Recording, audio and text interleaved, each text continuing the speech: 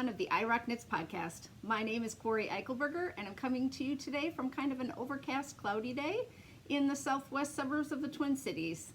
I am welcoming you all, so come in for your hug.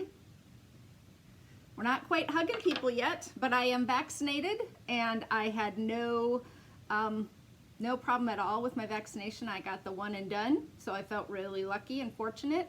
My husband has his second shot this week on Thursday, and then we are hoping to see my parents.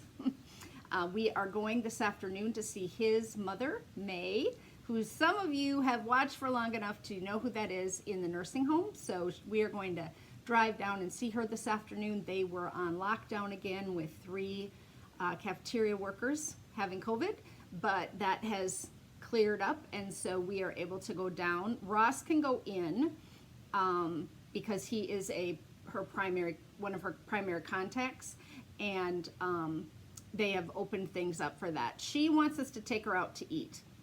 I don't think that's going to happen. She's been in a wheelchair for a year, and she said to Ross, I can just take my walker. But Ross's brother said she hasn't used the walker in quite a while, so he doesn't think that she could support herself. So we're going to have to decide. I said we could bring food and eat outside, like have like a meal outside, but it's cold. It's only like 50. So I don't think that's going to work either. She might be really disappointed. And I don't think she can get up in my truck. I have a running board on my big truck. I have a SUV, and I don't think she could do that either. So we are going to get this done today because tomorrow I have book club, and it used to be that book clubs were on the opposite Mondays and they got shifted.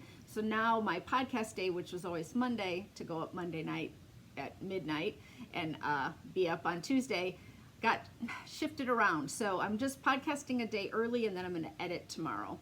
But I can still fit in my book club.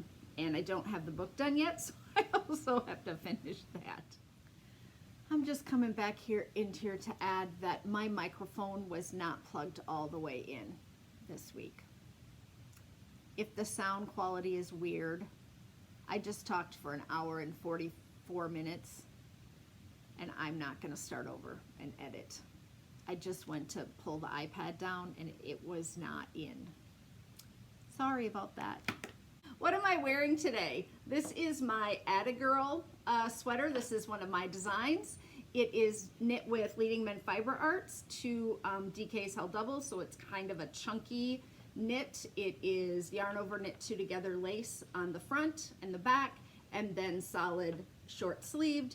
It comes in a cropped version and a long version. This one is the longer version, and then I put these super sparkly buttons on it. They're really, really sparkly and fun. So I don't know that this is going to be warm enough. I might have to put on a long sleeved shirt underneath it to go down to see May.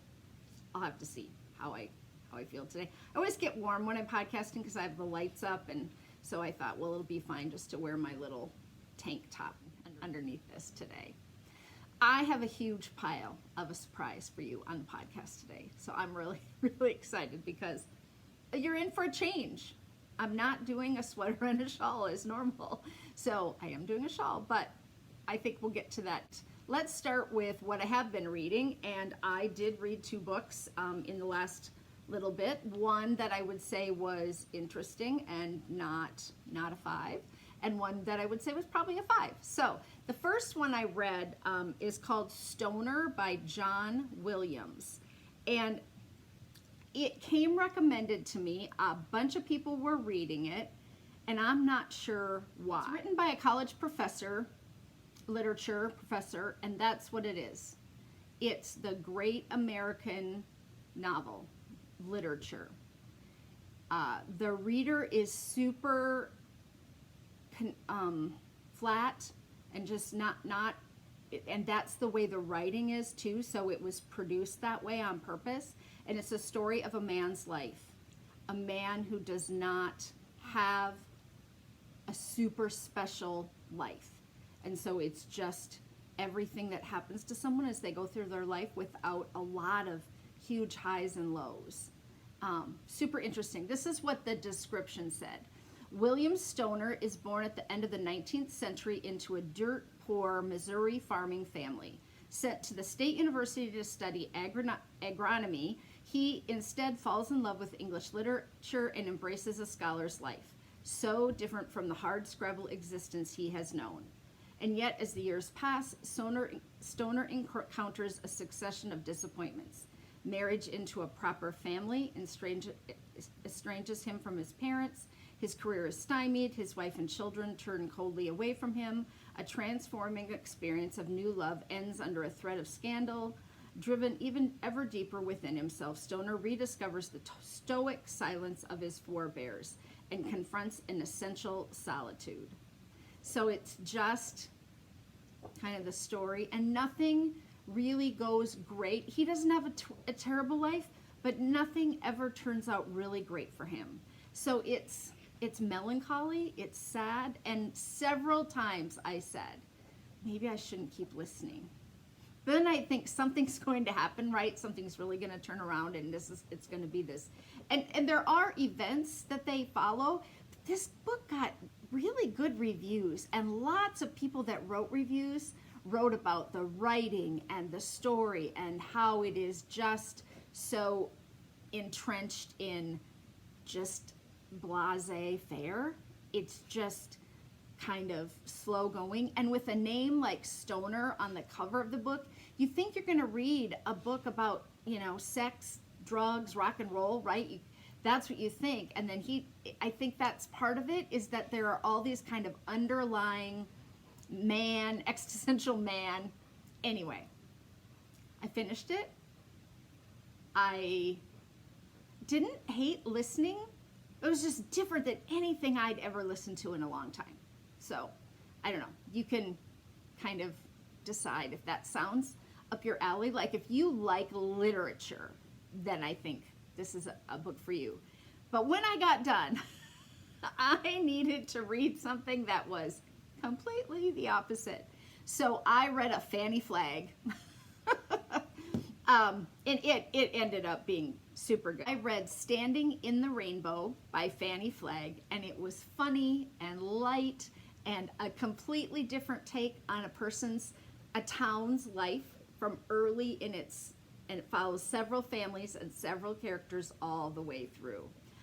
Along with neighbor Dorothy, the lady with the smile in her voice, whose daily radio broadcasts keep us delightfully informed on all the local news, we meet Bobby, her 10-year-old son, destined to live 1,000 lives, most of them in his imagination, Norma and Mackie Warren and their 98-year-old Aunt Elner, the oddly sexy and charismatic Ham Sparks, who starts off in life as a tractor salesman and ends up selling himself to the whole state and almost the entire country, and the two women who love him as differently as night and day.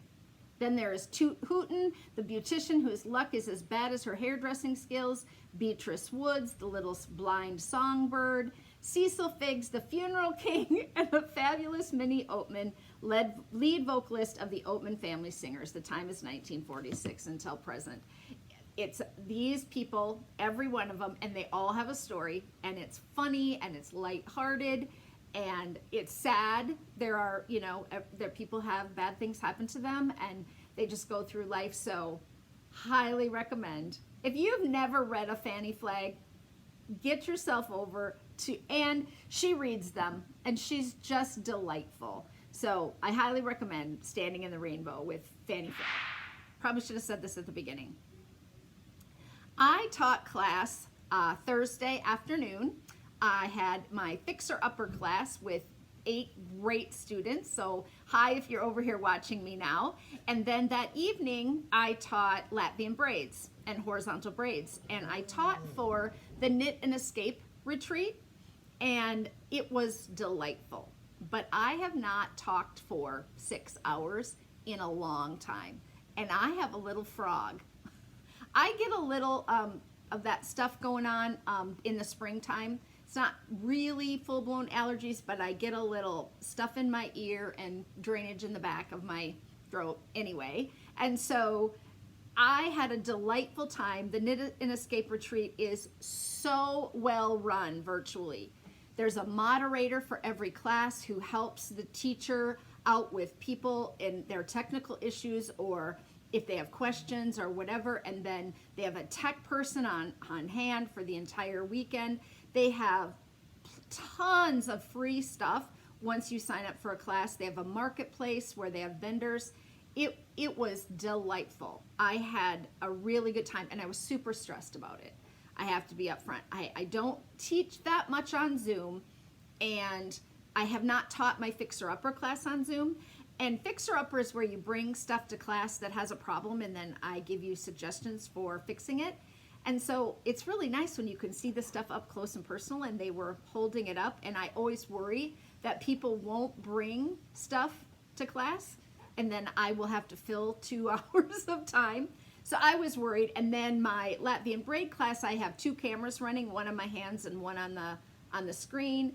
And we always get feedback and reverb, and there's an echo, and I didn't know how to fix it. And we got it fixed before 2 minutes before class started. We figured out how to do the speakers. And anyway, so I talked a ton. And then last night, guys, I was on Knit Night with the Frivolous and Frugal ladies, and it was really fun. Dawn and Penny had invited me to come as their guest, and I talked too much and went on and on, as I am wont to do. But people had really fun questions, and I shared some shawls and just a few of my designs. Yeah, it was really nice. I had reached out to them. If you are a watcher of the Frivolous and Frugal podcast, you know that they had a baby grandchild pass away in March, and I had reached out just to give my condolences and say, you know, if there's anything I can do during this time to help, please let me know. If you need, you know, someone to help with the Knit Night or your podcast, because I didn't know how long, you know, they were going to be out of town and all that was going on. So then they asked me to join them. It was really fun. But then I talked again. I talked all night. So my voice, I'm going to be drinking a lot more today, and I have something to show you. So just let me reach this. This is my new water jug. It has timestamps on the front. And I don't think I showed this on the last podcast. I just got it from Amazon. But I got really tired of filling my small water bottle over and over and over again and trying to drink a gallon of water a day. That's part of that 75 hard thing. And so today I'm at 1 p.m. already, and it's 12:07. So when I get up, I drink quite a bit. So I'm not going to lift this up and drink on it during the podcast. I'm going to edit that all out. But it is helping me to stay hydrated a little bit. And I'm still intermittent fasting. And I would say I have reduced my calorie intake by a ton. And I haven't lost a bunch of weight. I haven't even lost a little bit of weight. I don't know what I'm doing wrong. I have not had. We had a chocolate chip cookie, one, when we went out to dinner a week ago on Saturday night, because they brought them warm after your meal. And it was small. But I have not had anything. Just nothing, you know, in the evenings. I haven't gone to the kitchen. I'm not eating until after 1 in the afternoon, and I'm stopping at 7 p.m. at night. And so I was grazing, you guys. I was snacking and grazing and having treats every day, like all the time. I've been doing this now for 2 months. I kind of started slow, kind of just trying it out, figuring out what would work for me. So in February, and then in March, I like hit it hard with the no sugar, like probably 3 weeks ago. Yeah, so I'm wondering what's going on with my hormones, because they can do that to you, right? All women carry a little pouch of hormone in their belly, low belly. Even thin women will have, as they get older, just kind of a little protrusion. My doctor talked to me about that, and I was not aware of that. Mine is not a little protrusion. That's where I'm carrying it all, mostly, is in my hiney and my belly. So anyway, I'll get on it. I will give you a little update that my foot has started to bother me again, like a lot. So I maybe got a little bit of relief from my injection, and then nothing. So I told my husband last night, I've been really trying to not complain to him because I have so many issues and I don't want to be like just a downer and a drag. So I've just been kind of keeping it to myself, and he, you know, he's upstairs working during the day, so he doesn't really see me limping around that much. And last night I shared with him that it was back full force and it really hurt. If I wear I'm switching tennis shoes, but so I promised I would call my doctor and go in this week. So I will do that, and you guys can all check up on me, because I'm the person that will put it off and put it off just to see if maybe it doesn't get better, right? So then Friday will come and I'll be like, oh, I didn't call. All right, let's do the recipe of the week. I have a soup recipe for you this week, and this is Marj's potato soup. This is my mom's potato soup recipe, and it has no meat in it. And I think it's a really interesting one. We are still having some rainy days here, and I would say that soup is still on our agenda. But you take 6 large potatoes, cut them up and boil them, and then a cup of diced cabbage, and you dump that in with at the end of the potatoes so that that gets a little soft. And then you put in celery and onion, and you saute it in some butter, and then you drain your potatoes and put the celery and the onion in there. And then this is the interesting part. You add about 3 to 4 cups of liquid non-dairy. That non-dairy creamer, that non-dairy stuff in a bottle in the refrigerator section, and then milk.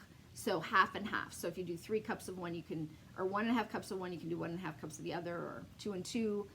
I usually just put some more potatoes in and add the whole bottle of creamer, because we don't drink creamer at our house, and then I add that much more in milk. But you can also use half and half or cream, and then you just simmer it in the crock pot. So it's just potatoes, celery, onions, cabbage. So it's super delicious. It's great with like a sandwich on the side. But this is that little non-dairy creamer. I put it on my recipe so I remembered what I buy. It's just a little bottle of creamer, and I think what really happens is that it has a tendency to not curdle. Whereas you're heating milk in a pan, it can curdle so easily, especially if you're doing it on the stove top. So that's my mom's trick. And it has a really interesting, distinct flavor, right? It's really good. I grew up on it, and so I really like it.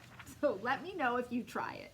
Even if you have your own potato soup recipe, or maybe none of you have potatoes. And you can scoop out a scoop of the potato and put it in a blender, or and mush it up a little so that you can have a thicker soup. That's absolutely, I don't always do it because I don't want to get out the blender, or I don't want to get out my little wand or whatever, but I have done it and it does make it thicker. So if you want to blend that up a little bit and then dump it back in, so you kind of make it a little thicker. I have a little tip or trick to share today, just a tip. I'd say this is a tip. I found this on Amazon and I ordered it, and is it interesting? Well, I'll put it up on the screen. So it's super interesting. It has all the paintings that include knitting in them. And I have a couple of these reproduction posters hanging in my house. So this is super cool. Look at that. It's got all the different, I just think what a fun gift for a knitter friend, right? To just have to look through. If you follow Darcy Does It on Instagram, she is reproducing these. She dresses up like the person and then tells a story underneath of things that have happened in our history. This is one that I have in my bedroom. I have that one hanging up. And then I think I have one other one. If I can't find it, I won't spend too much time looking, but yeah, they all, so, oh, here's the other one I have, the little kids. And he's watching her knit. So isn't that cool? Van Goya, Bouguereau, Homer, Millay, and more. Just a little book and then reproduced. And it tells, the painter and the year underneath. So there's not a big description. I thought $12.95, that's kind of a cool thing to have. So I've had it for a couple weeks, and it sits on my coffee table. And I do think if I was having people over, a knitter would pick this up and be like, oh, look at, oh, and there's a man knitting here too in this doorway. And that's kind of cool. See? So anyway, I thought that was kind of a neat tip to share. Let's do the shawl of the week. The reason that I'm doing one shawl and this stuff is because I knit 15 or 16 of this shawl. Like, it is my most knit item ever, because I knit more of these than I knit of the hero sweater. This is called Summer Flies, and this is an old pattern. It came out in 2010, and I knit it and knit it and knit it and knit it. It is just the best little shawl pattern, and I'll tell you all about it. So it's knit in, it's called for worsted weight, and mine are a little smaller because we found this Barocco mica yarn on clearance at our local yarn store, and it was kind of a shiny, it took 3 skeins at the time. We just bought a ton of it. It's got cotton, silk, polyamide, and linen in it. So it was just this kind of more novelty yarn. And I bought all the colors. So I knit this shawl for myself in a ton of colors, and then I knit it for everyone else. I knit it for my mom. I knit it for a prayer shawl. I knit it when I needed to give a birthday gift. I just really, I knit 21 of these. See them all? They're all here on my project page. Crazy. Just for a couple years, it was just my go-to shawl. So I have it in green and blue. This one isn't showing up. It is a brighter blue than that. And then this gold. And I'm gonna hold up the yarn so you can see what I mean by, it's not really showing the shine. And then I knit it in black, and I wear this one quite a bit because I have this cute, cool jewel closure on it. It's really, you kind of have the pretty lace and then the rock and roll hardware. Just really neat. So when you start knitting, let me tell you here, it says, my, how summer flies, but this lacy summer shawl is the perfect accessory to cover bare shoulders on a breezy summer evening. The butterfly and lace motifs are accented by a knotted open work trellis, reminiscent of butterflies happily fluttering through your summer. This shawl is worked by sections with increases made only on the right side rows. This creates a gentle curve for a shallow half-round shawl. I recommend using natural plant fiber yarn in DK or worsted weight. So that's exactly what she did. See the little butterflies?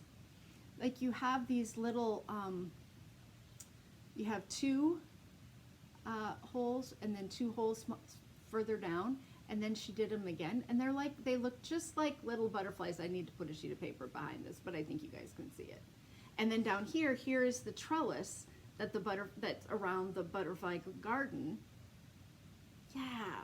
And then it takes you about 1 evening to do the butterflies, and then 1 evening to do the trellis, and then, or even you can get all that done it grows so quickly in a day, and then it takes you an entire evening to do that picot bind off. Because you're making stitches all the way across. But I really like it. You would not have to do it, but I do really like that picot bind off on it. And I have worn these and worn these. Oh, now you can see those butterflies better. And I used a little ring on this one. This is one of those elastic rings that I have. And then that one has a jewel closure that's orange. And this one has a jewel closure that's silver. And I just leave them in there so that I can just throw them on over my head. But it is a small shawl, right? It's smaller. And so you do need like some type of pin and it doesn't have super long tails, but she did a big giant version. And I don't have a lot of fall shawls. And I have some orange shawls, but I wanted like a fall shawl, and I had bought this in brown. And I much prefer brown to black most of the time. So this one's called Autumn Flutters, and it came out, like she did one in maybe June, and then this one came out in September. And because this pattern blew up, right? Like it went viral super fast, and it's just bigger. So there's the center, and you've got some yarn over, knit two together rows in between. And then you have your butterflies again, and then yarn over, knit together, and then butterflies a third time, which makes it bigger. And then the trellis section at the bottom is bigger. And then she put a big ruffle on the bottom of this one. So let me show you how this is a great shawl. I want to make it again in a heavier, like a wool yarn, but okay, so here we go. This 1, 2, 3, I can't hold that right shoulder up very more, 4. So way bigger than my circumference. Just a much bigger shawl. You can, you know, you can wrap this one around so many times. It's just, it's lovely. It's just a great, well, this is what I should have worn on the podcast today. I should have just put this on and kept it on. So I'll keep it on for all of you. But the ruffle is awesome. I knit this in Malabrigo for a 2 or 3 times for a prayer shawl. Anyway, that is Summer Flies and Autumn Flutters. And I hope some of you go out and look at it. But if you've knit it, let me know, right? Tell me if you have this in your queue, or you had it back in the past and you had knit it a number of times too. Because my knitting group, we knit this a lot. Like it was, you know, Ravelry was fairly new, just a couple years old, and I would say this is probably one of the first patterns that really went viral. And she hasn't done a lot of other patterns. I went and kind of looked. I thought, gosh, what else has she done? And she's done a few, but nothing. How many designs does she have? Does it say? Okay, you guys, I'm so glad I looked at this. 110,000 projects on this shawl. 110,000. Yeah. Wow, that's amazing, right? That it just took off like that. And you know, not everybody has posted their stuff on Ravelry, so that means more than that. That's probably the biggest number I've ever seen on Ravelry for somebody knitting something. If you get thousands of projects, that's great, but that's incredible. So there are 2 $6 patterns, and there is a video for the knitting tab at the top. You start with the tab. That was something new and different. But if you've never done one and you wanted to see, she does have a video tutorial for that. And then the Autumn Flutters is just the expanded version, is what she says, and she did it in a light fingering weight yarn. Like I said, I use this same Barocco mica for everything for a while, and it wasn't really the weight that was called for in the pattern, which for a shawl doesn't really matter. If you want to use something thicker, it'll just turn out bigger, right? You can always substitute. As my surprise today, I went up to my daughter's bedroom. So we live in a big home, but our master's on the first floor. And then there are 3 bedrooms upstairs and a playroom and 2 bathrooms. And I never go up there. That's where my husband is working out of now. So during the day, I stay down here, it's quiet. And then we have a giant basement under this house that's completely unfinished because we didn't need the room with 1 kid. But we bought this house because it has a giant garage. And my husband works on cars all the time. And the garage sits kitty corner to the house a little bit, like it just turned a little bit, so there's this extra like wedge of space in the garage that his eyes lit up when we found this house. We almost didn't even look at it because it's too big for what we needed, but the garage made it. So I rarely go upstairs these days. No one lives up there. He's working up there. And there's no reason for me. That's where I'm thinking of moving all my yarn stuff, is up into that bonus room, because there's a giant closet. But I went up to my daughter's room because I had knit her some stuffed animals through her childhood, and I knew that they were still sitting up on her bed. So today I'm going to share Stuffies. I thought, what fun then to go through. This will be going down memory lane for me. And I won't spend too much time on any of them, so we'll just get through them. There is a big stack. I used to say all the time, I'm not a stuffy knitter, right? Like I'm not a teddy bear knitter. I'm not a toy knitter. I don't knit toys. I used to say that all the time. And then slowly but surely they crept in, right? She would see something that when she was younger and say, oh, Mom, and then, or she'd have a birthday or Easter, and I'd say, oh, I need to make that for you. So I'm going to start with this tiny little one because what reminded me to do this is Easter. When I have some Easter decorations, and this is the Mini Bunny Loves by Susan B. Anderson. And I knit it in some little cotton yarn and tied a little bow, but the ears just kill me, right? And you can flop one over. This pattern came out in 2014. It's written for fingering weight. If you knit it in a bigger size, you would just get a bigger bunny. And she did them in pairs and had the little puff pom-pom there. There are 6,000 projects. Susan B. Anderson writes a great stuffy pattern. I would highly recommend any of her stuffies that she does. This is the biggest one I ever made. This is the giraffe. And he's so sad. His head kind of tips to the side and he sits. And he does sit up, his two little legs prop forward and he can sit up. And he was well loved, so he's not in probably as great a shape as he once was, but then you've got these little pom-poms that you make for down his back, and then you make all these little circles and sew them on. But making this body, when I started, I remember thinking, this is gigantic, right?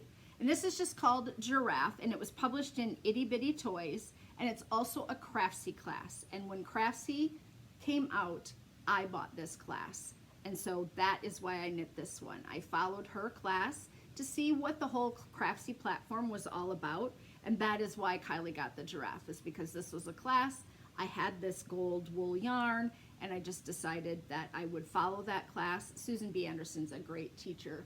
Look at these little antennas. I mean, is he just not the cutest? And that's bigger than the size of my head. So it was quite a bit of knitting, but easy to put together and really fun. And there are 117,000 projects. 117. You guys, the project thing is just killing me today. That's amazing. All right, let's do the next one. This is Dandy Sir Cephalopod. And this is just the little octopus guy with his little top hat and his monocle and his plastic button mustache. So cute. This is by Susan Claudino. And Susan Claudino used to be the Stephen West of toys, right? What Stephen West is to shawls, Susan Claudino was to toys, and everyone was knitting toys. So this came out in March of 2013. It is a $6 pattern. She has a triple dip discount. If you buy 3 of her patterns, you get, or more, you get 15% off all of them, and you don't have to have a coupon code. So I'm gonna show a bunch of hers. So if you have a grandchild or a child or someone's having a baby and you would want to knit these up, she does a great pattern as well. Really cute little top hat, and they just have so much character. I think that's why I got, so 2,282 people have made this. Will be most pleased to know that this project is worked entirely in the round, so there is no seaming. It's really quite stupendous. The arms are knit first and attached to the body as you go, easy peasy. So that's cool, right? You make each one of these and then join in the round. Super funny. Okay, I gotta stretch. Okay, here's another big one. This is Turtle Turtle. I don't know what kid doesn't get into turtles, sea turtles at some point when they're little, right? And that's just a little piece of felt with an eye through it, and then you make these patches. And I used to watch a podcast with Lauren McCoy. No, that's not her last name now. She's married, but maybe it's on here. But she had a friend who died of a rare disease, and she contacted Susan, and Susan designed the turtle because her friend Josh had was an artist, and he had drawn a turtle, this picture. So, and I'll try to remember to put it on the screen, but here's his little turtle drawing. So she designed this, and back 2013, you could, for a month, all the proceeds went to the Histiocytosis Association of America. That is the disease that Josh had, and he passed away. That little top knot, isn't that cute? Little tail, just super cute. Also well loved, little floppy, legs are a little floppy. These just sit on her headboard of her bed. And they've been there since she was little, like. And she has, you know, she's pretty much moved out of the house now, but the stuff that she has enclosed here and books and stuff like that. So Jinx, this is Halloween. I used a Halloween variegated colorway. Made a little face, little ears. So this is Susan Claudino, came out in September of 2013. 391 projects. It's knit in worsted weight, 150 to 175 yards, so one skein. There were people that did it all in one color. Here's Noodle. This is Noodle, and this is probably how I was introduced to Susan Claudino. I used to watch the Wolf Farms podcast. Dawn and James podcasted every single week for 5 years and never missed. It was incredible. I kind of miss them now that I'm thinking about it. Their Dawn and James's dog, Fuji, had cancer, and they wanted to try a cancer treatment for dogs, and they had to raise some money, and so they did a Fuji, kind of a, you know, fundraiser, and this pattern, some of the sales of this pattern went for that. So here, this is, Noodle is knit in the round, so there's no seaming. His body and head are knit as one piece from the bottom up. You will stuff as you go and close at the top of his head. Everything's knit in the round. The pattern was designed using worsted weight, but you can do it in any weight. Yeah, it's just super easy to knit. She just does great stuffy patterns. And then I knit this in a cowl, I think with Megan. I think that was what was on my notes. And those are just little pieces of felt with the buttons pushed through them, the eyes. Then I have a teddy bear. This was probably the first thing I ever knit. I have a teddy bear that Kylie wanted when we lived in Virginia. So this one is old, and this sits in my bedroom on my mantle. It had a little bow here, but so this is called Teddy Bear, and it's by Tracy Chapman. Has a little sweater. I made the little sweater that it doesn't seem to be in the pattern. And this came in a book called Toys to Knit, and it also came in a magazine called Knit Now. It came out in January of 2005, but it was in the issue of a 2012 magazine. And 100 people have made this, so it's a well done little pattern. Kylie asked me for a teddy bear. That's what I have in my notes. And this is the one I chose to knit because it was small and easy. It wasn't, you know, gigantic. And I just put a little flower button on his chin. Then I have one that I want to share that I don't have with me because I gave it to my niece. Callie has it. And this is called Elefante by Susan B. Anderson. It came out in January of 2007. You'd use self-striping yarn. The pattern for Elefante is finally here for the taking. This pattern came to me when a knitter emailed me after spying a tiny striped elephant on a shelf in itty bitty hats on page 18. She wanted to know where to get the pattern, and I had no idea where that elephant came from until a friend told me about this site, and then there's a link. I'm sure the original is a crocheted toy. Boy, oh boy, are the other toys available here ever cute. I decided to make a pattern for a knitted version of this guy and share it with you. So Susan B. Anderson, 1,600 Elefantes were made. Mine turned out darling. It's the little, you know, pink one, and it sits nose down. Like, you can sit it up, but it sits with its trunk holds it up. It's really just a super cute pattern. One of my favorites, and I wish I had it. I wish I had made a second one for Kylie, but I do think it was kind of putsy. That one was kind of putsy. This is my little gnome, so I thought I would bring it back in. It was sitting on the table. It's got little arms and it's little, but that is Here We Gnome Again. And one of the reasons that I wanted to share it today is because the Minnesota Knitters Guild is having Sarah Schira speak at their meeting this month. So maybe a week from Tuesday, you can go to the Minnesota Knitters Guild website and anyone can participate in the Zoom. And so they've been having great speakers. If you are not a member of the Minnesota Knitters Guild but would like to be and you live here, or if you live anywhere else, the dues are super cheap. It's like a couple dollars a month, and you just pay for the year.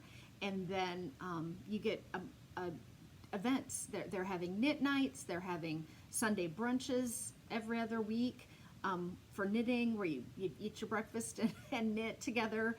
They have a speaker. And anybody can participate in that. So if you don't have a knitting guild in your city or your town or your state, you can join the Minnesota one. And I just wanted to bring that up because I do think that Sarah will be a good person to hear talk about all her gnomes and that entire thing. And the guild is encouraging all its members to knit a little gnome. So I thought, okay, she's coming to speak and I should let everyone know. I'm not always good about remembering to tell you guys things that are happening ahead of time, because last time I forgot to tell everyone about teaching at Knit and Escape. The next time I'm thinking of teaching is going to be in September. I don't have anything scheduled as far as teaching goes, but I am going to be on the Knit and Bolt Artist Spotlight at the end of April, which is a local yarn store to us, and she's doing a Zoom, and she invited me to come on. I think it's going to be, on a Wednesday night. It's going to be on Zoom, and so you could go over to Knit and Bolt and sign up for their newsletter if you're looking to hear me talk some more. So I had 9 quick stuffies for you there. I thought that was kind of fun. I thought it might be an interesting little walk down memory lane for me. For someone who said she wasn't a toy knitter, I sure knit a lot of toys. Okay, I have a few special notes for all of you today. I am going to have a birthday party. So what I decided is that I thought it would be really fun. My birthday is April 19th, so it'll be a week from Monday. And this will go up Monday night at midnight usually, or Tuesday morning. And I asked Amber if she would do a Zoom or an Instagram Live with me, and she said yes. So I'm thinking I will do it probably late morning, like 11 on, which would be Central Standard Time, as long as Amber doesn't get called into work, which happens to her, and that time slot works for her. She said yes, but if that works for her, it would be really fun for me to laugh with her a little bit. Maybe Kylie will come on. I don't know what her class schedule is on Mondays as far as extra things. I know she has class on Monday evenings during the supper hour, but she has promised to come and take me to Taco John's for lunch. And then she also will engage in some chocolate. We will have some chocolate on that Monday. If you want to grab yourself a cupcake or a muffin or a brownie or a piece of cake or a cookie, something, and we will have a little, I don't know, it won't be very long, maybe 45 minutes. We'll do a little cheers of our Diet Coke and our chocolate, and we'll enjoy that all together as a large group. It will give me something during this pandemic to look forward to for that day. I love birthdays. I'm big on birthdays. I want to gift. Daughter and husband know that just because I'm 60 years old doesn't mean I don't want a gift, and I want the gift to be thoughtful. I'm a gift giver, right? I'm a huge gift giver, and so those are my parameters: tacos, chocolate, friends, and a gift. And I don't need candles. I don't have to have candles. I don't need them to sing to me at the restaurant, even though I'm an extrovert. That wouldn't bother me, but I don't need that. So hopefully, I think we're going to go out to eat on Saturday night, and that'll be nice that we can go out to eat, probably with Kylie and Stevie. They're all vaccinated too, and so got to keep these restaurants. You know, we saw another restaurant had gone out of business when we were driving the other day, and I thought, oh man, yeah, lots of businesses. So as long as we can kind of be a little bit careful now with the vaccine, hopefully we can continue to support some local businesses. Okay, I just want to talk briefly today about the knitting exchange, because we've got some projects up there that people haven't taken a look at. So if you are on Ravelry, you can go to Knitting Exchange, the group, under Community. So go to the tab Community, drop down to a group, and then type in the search bar Knitting Exchange, and it'll pop up. And then there are only 3 threads. There's a welcome thread that people are just introducing themselves if they want to, or if they have something that they want to sell and they just want to put their name in there. Then there is a questions thread, so you can ask any questions that you might have, and I just answered one today about whether or not this also includes crochet projects, and I said yes. And then there's the projects thread, which it says post your projects here. That's where the projects are for you to look at, the things that are up for exchange, swap, giveaway, sell, whatever. Those are there. And there are some really great things that are still just sitting there. So I need you to tell a friend about the Knitting Exchange. Follow it on Instagram, which is where I'm reposting some of those projects that are available so that it would come up in your feed or in someone else's feed. The hardest thing that I'm finding now is we got a good start. We have a couple hundred people that are following, but I need a couple of thousand people to follow so that the items get seen and get given to the people who are like, oh, I would love to finish that, or I would love to buy that thing or item, or whatever. And there are just some really good projects out there, and I want those to be seen by people. And I'm not taking anything down, so you can look at the ones that have already sold as well. But there are just a couple pages to kind of scroll through and see if there might be something that you might like, or if you have something to post, and then I will repost it to Instagram. And it's going really well. One lady sold, I don't know, she put up maybe 4 projects, and she sold 3 of them like that. And she was like, I got rid of them, I exchanged, or whatever she did, and it worked really well for her. So tell a friend, tag a friend, go over to Knitting Exchange and tag someone and say, hey, you might like to follow this. I need a little help in growing that community. Probably should call Christy Glass and say, hey, Christy, I've got this thing going on. Maybe I'll send out some emails to some podcasters too. Yeah, because they would talk about it for me. I could do a little informational thing and say, hey, could you just mention this on your podcast? That might be a good way to market it. That wouldn't take too long. Okay, yeah, I kind of just talked myself into that a little bit. Okay, so look forward to the birthday Zoom, and then tell people about the Knitting Exchange. Check the IROCKNITTERS hashtag. I am always just happy when that people use the IROCKNITTERS hashtag, so it comes up in my feed. Some of you I don't follow because my feed is so huge I don't see anything anyway, and so it's hard for me to follow everyone and like everything. But I would like your projects, and I would love to see them if you would put them in that IROCKNITTERS hashtag. That's an easy way for me to see your knitting project but not see all your Disney pictures, right? That just would be great. I have 2 stories to tell today. I was going to tell one at the beginning, but I didn't. So I could move it to the beginning. I'll think about that. Okay, story number 1. Easter Sunday. We went to church, social distanced, masked, went great. We went to brunch. Social distanced, big plexiglass, dividers between the booths. Tables were spread out.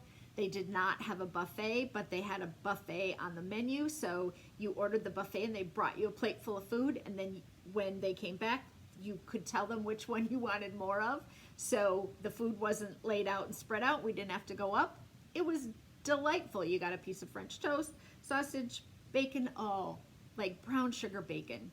There is something about the sweetness of brown sugar pudding. I could have eaten a plate of that, but I didn't. I tried not to. And then you got some scrambled eggs, and then you got a little beignet, one little beignet, and hash browns that I'm not a huge hash brown fan. And there was a lot on the plate. And so I said to my husband, do you want most of these? And he said, sure. So I plopped them over on his plate, and then I ate one, and they were full of like cream cheese and cheese. And I was like, give me those back. So delicious. I didn't take them back, but they were really good. Yeah. So brunch was great. Then we come home, and I have all kinds of things to do right around the house. I'm getting, I have 2 new patterns coming out in the next couple months, which I need to tell you all about one of them. And we were here, and it was getting to be, I don't know, we were home by noon, and I decided that I wanted to have a fountain pop because I was working on the computer.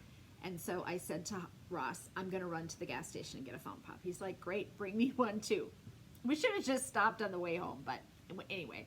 So our town, my downtown, is a mile. And so I run up to the gas station, and we have mugs, and I fill it with ice, and I get our pop, and there's a lady at the counter, and there are 2 young boys in there, and the gas station has just sold to a new couple.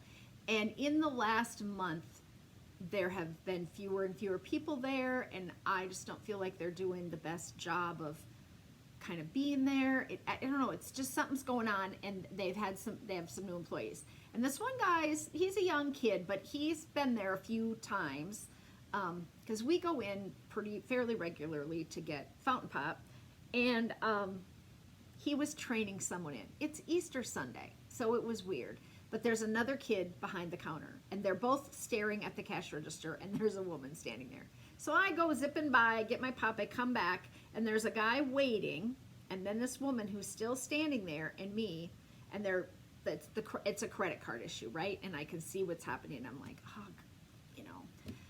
I just want to get home, but now I gotta wait, and we're waiting, and then he's like, okay, something, and then he's trying something, and you can tell it doesn't work. And we're all standing there, and then another guy comes in, and he's standing behind me with like 2, and we're all, we're trying to stay spread out. We all have masks on, but this is an issue, right? So I say to the kid, because I kind of know him, right? I say, is there a problem?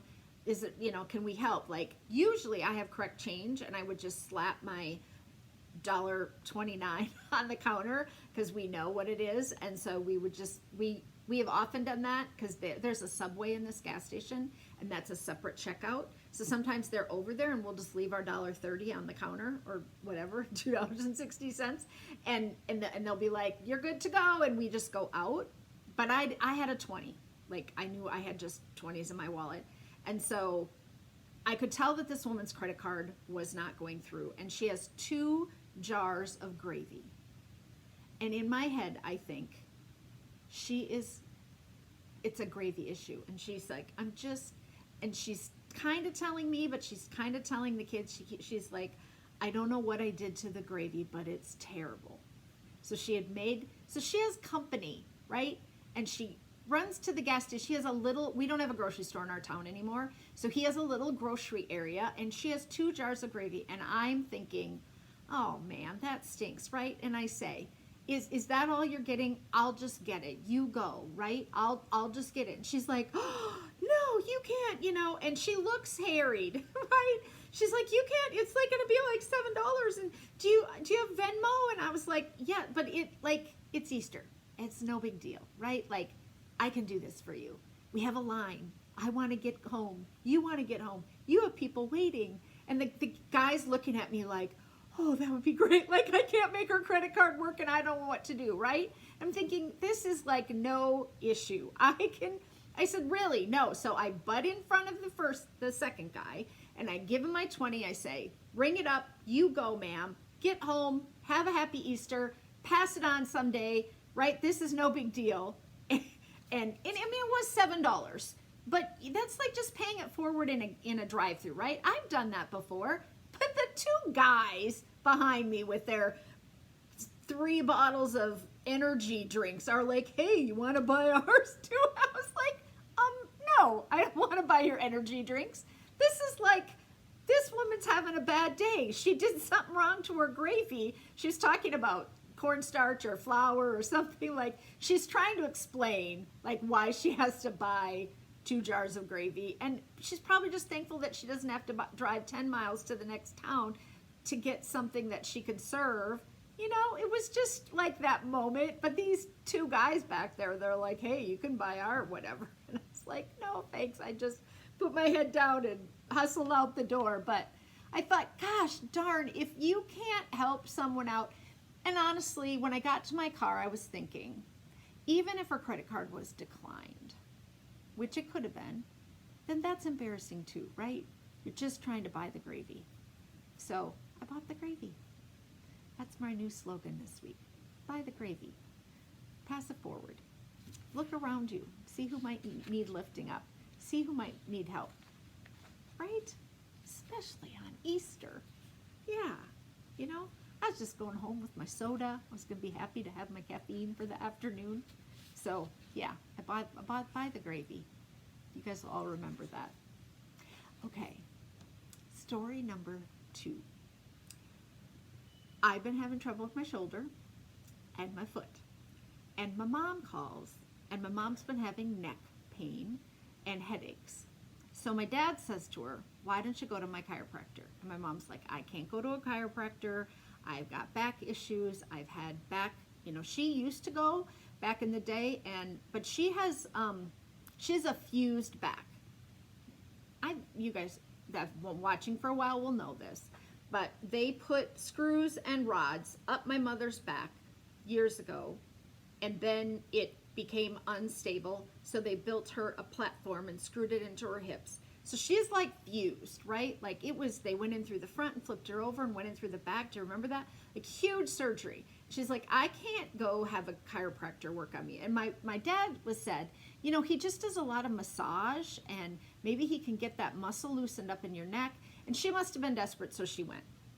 Great guy, helped her out, came home without a headache, massaged her. But while she was in there, there were 2 guys. One came in and one was in the waiting room, and she was the only person in the back. And he recommended that she get some CBD ointment to put on that spot. And it was a jar like this. And she said, it's just a miracle, Cori. The one guy came in and said, I need to buy some CBD oil, I'm out. And the other guy said, oh, I'm getting some too. And I thought, may as well give it a try. And I said, Mom, what is it? You gotta tell me. And I forgot to bring it, so I'm gonna go grab it. I have tried several CBD type treatments. I have tried an oral and I have tried a roll-on. And neither one did great things for me. I just didn't get a ton of relief. And I think it's like the strength that you get, and I don't know enough about it. And I had just bought one on the internet, and I had gone into a local place here that had a sign up. And I just bought the only kind they had, the 1 bottle. So this is what my mom bought, and it's called Level 05 Clinical Strength Pain Relief Ointment. Looks like that. And the top says CBD Clinic, Professional Care, Professional Relief. Super expensive, $90. But she said that the chiropractor said use a tiny bit. This will last you a long time. So and it has camphor and menthol in it, so it smells. But I said, I don't care, Mom. If I could use some every day on my shoulder and then not have to have a shoulder replacement, it would be worth it, right? So send me some. So she sent me some, and my dad's using it on his shoulder. My mom's using it on her neck. My mom's using it on her foot. Like, they were getting great relief. And I will say it does feel pretty good. The problem that I have with it is the smell, because my husband is like highly sensitive. We can't have a scented candle. I can't wear perfume. We can't have scented detergent. We can't have scented deodorant because he sneezes. And he doesn't sneeze once. He sneezes and sneezes and sneezes. It's debilitating, right? And it's obnoxious. And so over the years, we just gotten rid of all that stuff. And So I haven't been like, I want to put it on every night before I go to bed, but I just haven't. I did it one night, and he hasn't said too much. But here comes the story. So I used it on my foot, and I used it on my shoulder in the first couple days when I was sitting out here knitting. And my husband comes down, and he's in the mudroom, and he says, Cori, what smells back here? Something smells. And we just have a small mudroom, laundry room, bathroom in the back here by the back door. And I said, I don't know. And he says, it smells like, you know, chemical or something. And I was like, oh, shoot, he can smell me. And I'd use that bathroom back there, and I'm like, oh, honey, Mom sent me this CBD oil. And he rolls his eyes right away, right? Irritated, just like, what were you thinking? And I'm like, I probably had it on my foot, and I got it on the rug, or I had some on me, and it's on something back there. This was late in the evening too, and I was like, I'm not cleaning that bathroom tonight, right? But I'll come back there and look at it tomorrow. So he's frustrated. He goes to bed, and I go back there, and I'm like, oh my lands, what smells? This is like a strong chemical, right, smell? And I got this on something. So I'm lifting up the rug, and I'm smelling in the bathroom and the, you know, toilet area, and there's, you know, Cody lace back there, and I couldn't find it. So I went back in, and I'm knitting away, and I don't smell it on me, but you know how you get used to something. So I'm like, I don't think it's me. The whole next day it smelled, and then I scrubbed the bathroom. I got the bleached Tilex, right, and the sink and the countertop and the toilet, and I scrubbed the floor. I scrubbed it all down, and it just reeked. We had the fan going in that bathroom. I scrubbed everything down. I brought up a fan and put it in the mudroom. I opened the window, went to bed that night. Come out in the morning, smells just as strong. Like, I've done all the things. Ross yells from upstairs, good morning, how's your morning? And I said, I'm ticked, right? Like, I'm ticked now that something really smells back there. He's like, yeah, it makes your eyes water. He's like, I think it's your hats. He says, you've got those hats hanging on the hooks back there. I have 2 baseball hats that I throw on when I go to the dog park. And I got used to wearing a hat at the dog park because in the winter you need one, and in the summer the bugs will, you know, land on your head like deer flies and stuff. And so I have hats, and then I don't always do my hair before I go to the dog park, so I throw on a baseball hat. And I'm like, my hats? And he's like, yeah, it smells like right there. And so I go walking back there, and I put my nose up by the hats, and I'm like, okay, I take the hats off. Underneath we have 3 hooks. Underneath the hats is my fanny pack that I wear at the dog park. And I'm thinking, oh, what happened here, right? And it's one of those bagalinis. So it's got 3 zippers, and it can be crossbody or wrap around. But I put my phone and my keys and my Kleenex and my dog bags and my bug spray in that bag. And now my foot was better, and I had walked at the dog park like 4 days. I had worked up to a mile of walking in that first week, and I've really been walking, and I just threw my fanny pack on. Then when I come home, I hang it on the hook. The bug spray from the fall was in one of the zippers that I had never even opened. And it was the geranium scented bug spray from that company that I shared with all of you guys. It's not coming to me, it doesn't matter. But it was a little spray bottle, and I always would put it on my ankles, and I put it on Cody's tail when we went to the dog park because it was like organic, and it spilled. It leaked. And this is like DEET. Like, this is the strongest chemical smell you can imagine. It burned your eyes. It was like if you were just sitting over a bottle of bleach. So I yelled to him, it's my fanny pack. And he's like, well, put it in the garbage. I'm like, no, I don't want to walk this through the kitchen, and I need that bottle to come out of it And then I need to wash this because those Bagolini bags are not cheap. And like, I've had this one forever, years, but I'm not throwing, it's my dog park Fannie bag, right? And so he's like, I'll come down. So he comes down and he opens the back door and we walk to the garage, and it's not saturated. It's just spilled in the compartment, just a little, but it's been sitting in there. So he gets a plastic bag. He goes, put it in the bag. I'm throwing it away. I said, I don't want you to throw it away. Just let me get my stuff out of it. Like, it's a nice little bag, and I don't want to spend the money to get a new one. And he's like, okay, let's put it in a bucket. So he gets a bucket, and comes back, and he's got the Dawn dishwashing soap. He pours it on the thing. We take the stuff out. We throw the little bottle away. We go take it in the backyard. Like, it smells so bad. We take it in the backyard and spray water on it, and we leave it out there. It's been 4 or 5 days. We can't bring it in.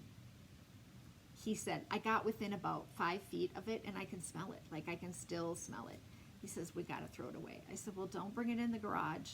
We'll have to put it in the garbage can. But I don't even know that you want it in the garbage can. Like, we're going to have to double bag it and then put it, out on garbage day. Like, I don't know what happened.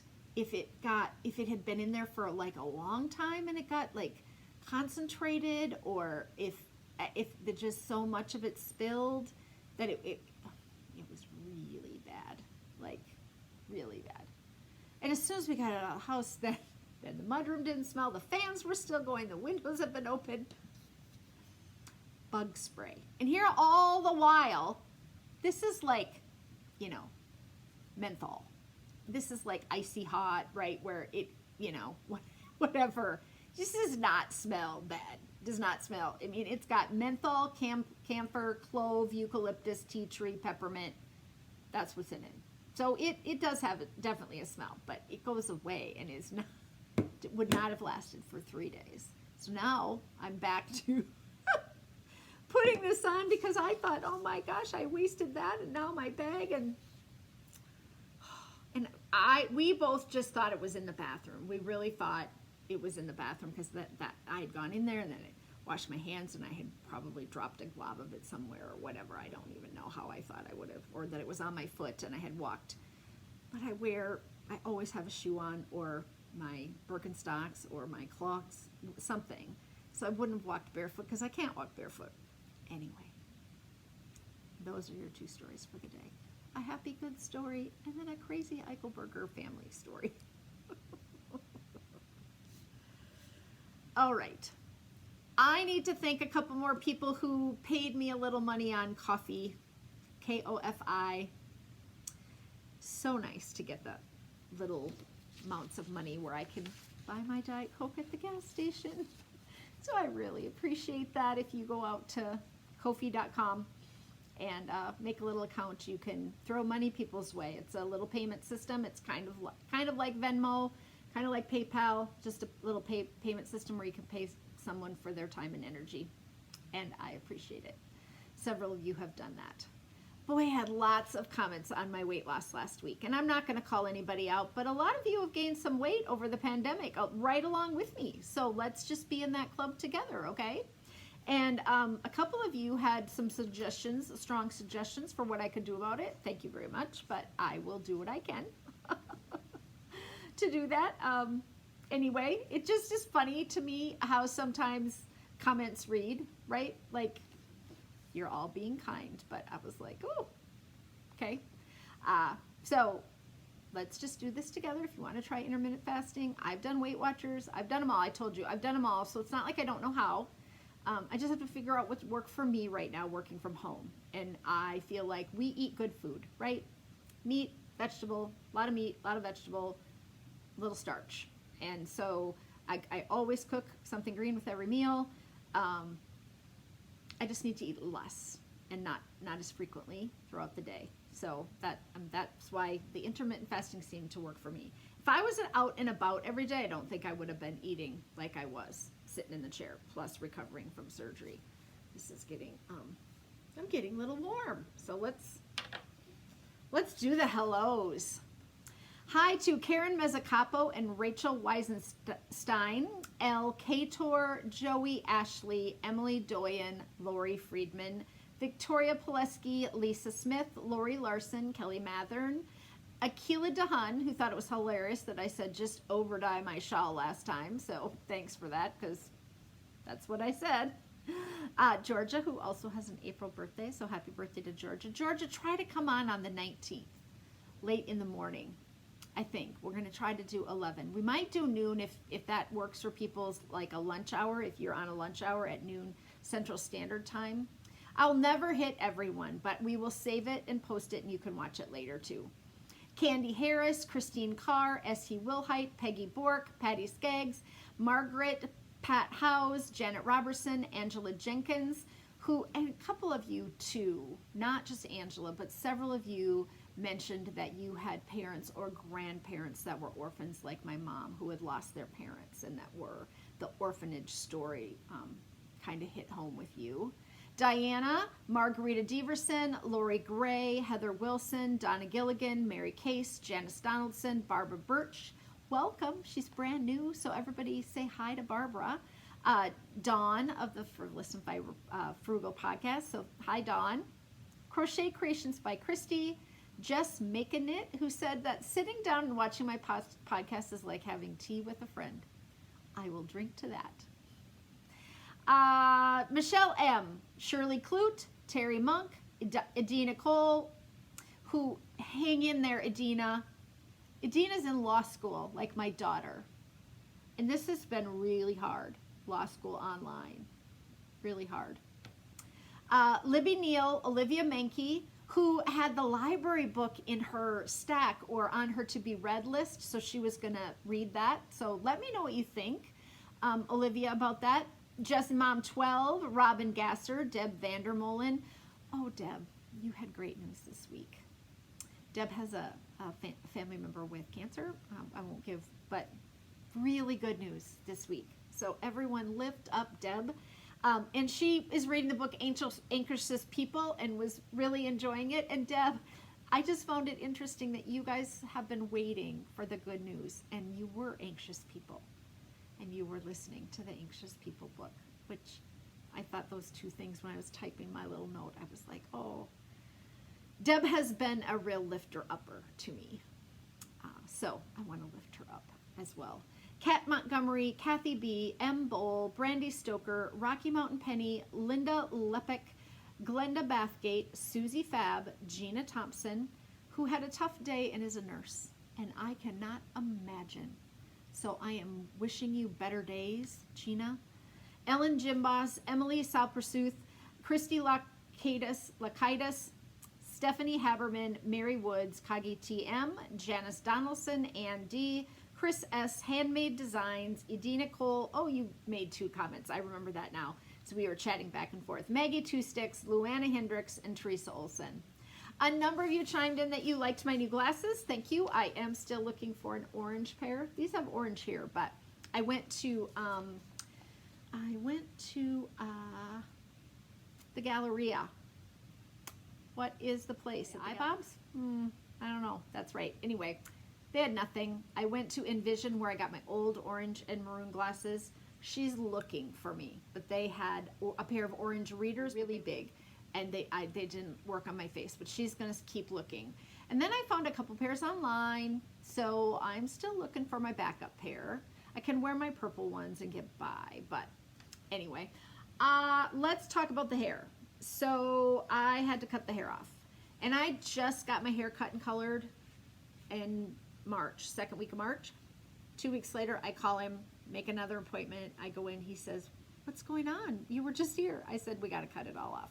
I was growing it out just to be a little longer, not growing it out, but I just wanted it to be a little longer, and I wanted it to tuck here, and I wanted this to be all like this, and then I was just going to have it tuck. And I can't do my hair dryer with my shoulder right now at all. And I was round brushing my hair because it was longer, and I didn't want it sticking up all over. So, and I just can't lift this shoulder up and do the round brush. And so I had to do the turn upside down with hair dryer, dry the top, and then just run some gel through it which that will work. And so I said, up over the ears, nothing in the back. He left a little on top, and we'll see how that goes. But anyway, had to cut the hair off because of the shoulder. I did like how it was looking, and I liked it a little longer, but it was just going to be different for me. He said, are we going pixie? I'm like, yeah, we are. Which means I have to go get my hair cut more often, which is the part that I don't like, is, you know, well, now we can go in, but you wear a mask, and, you know, you just have to go more often when you have shorter hair. So it's more expensive, and I'm frugal in some things. I'm not frugal in a lot of other things. So let's be clear. But anyway, had to get the hair cut off. I think that's all I have this week. I got a pile of stuffies and a pile of shawls here. I should turn this around. Here we go. There you can see how pretty it is. All right, let's wrap it up here. Thanks so much for watching, you guys. Every single time I put out a podcast, I get really good, every single time I put out a podcast, I get really good reviews and comments, and people are chiming in, and it grows a little. Every time I podcast, I grew a few more followers, and that's been really nice. So thanks for that. Thanks for being a part of the IROCKNITTERS community. That's what we call ourselves around here, right? The IROCKNITTERS. Hopefully, by fall, we could get together and see one another. Maybe we'll have, what's the new term? Herd immunity? We'd never heard that word before, right? Anyway, thanks for reaching out. Until next time, keep it colorful. Keep your fork. No green bananas. We bought bananas this week. We had our groceries delivered because of Easter, and so we didn't go over the weekend, and green bananas showed up. And I said to my husband, I know I ordered bananas, but I'm going to make banana bread, so we want them to just go rot. And he's like, okay. So they've been sitting all week just getting, because we didn't pick them out ourselves. You'll never regret ripping back. Pay for the gravy. Bye, everybody.